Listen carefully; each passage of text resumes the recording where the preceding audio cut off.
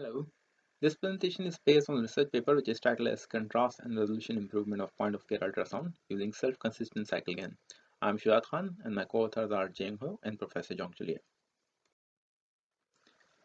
Ultrasound imaging is one of the safest imaging modality and it has been in use for a number of decades for a variety of applications ranging from echocardiography to fetal scan. Despite being so versatile, it often suffers from poor image quality and there is a growing demand for the reconstruction of high quality images using reduced number of measurements so that we can design low power, portable and efficient ultrasound systems. In this direction, I propose an unsupervised learning approach based on self-consistent CycleGAN. In my proposed method, I divide the task of contrast and resolution improvement into two folds. First, the contrast enhancement network improve the contrast and leave the resolution improvement task to the resolution enhancement network. To improve resolution, we train a super resolution network in a supervised fashion by downgrading the high quality images and use them as an input image.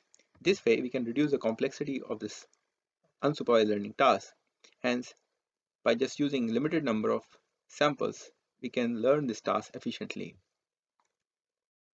From the results in figure A and B, we can clearly see that the proposed method worked well both for the in vivo and phantom data and significantly improved the contrast and resolution.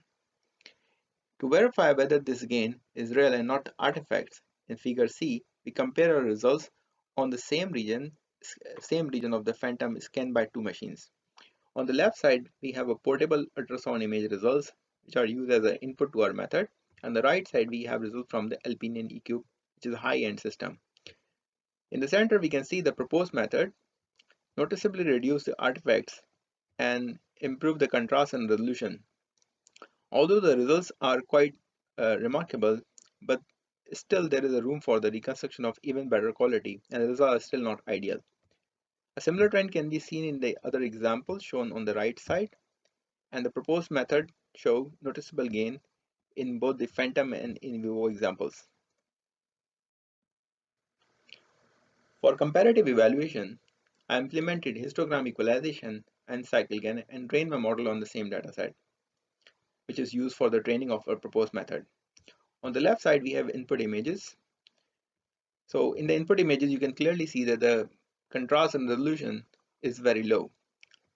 Histogram equalization method improve the contrast. However, on careful observation, we can notice that there is no clear gain and the structure detail got blurred. While CycleGAN improves the resolution and contrast, however, due to the complexity of this learning task, it generates a lot of artifacts. Some noticeable artifacts can be seen in this point C.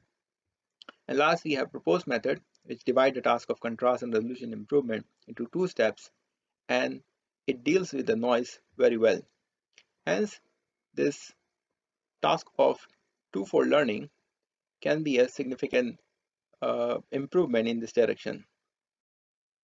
In conclusion, the proposed method, which divides the task of contrast and resolution improvement into two steps, work well for both the in vivo and phantom data.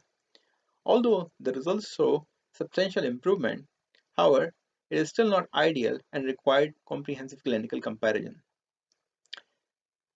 In conclusion, we can say that the proposed method has a potential to be used as a solution to improve the quality of low-powered, low-cost system, and it can bring the quality of a low-end system close to the high-end system. For more details, please refer to our manuscript. Thank you.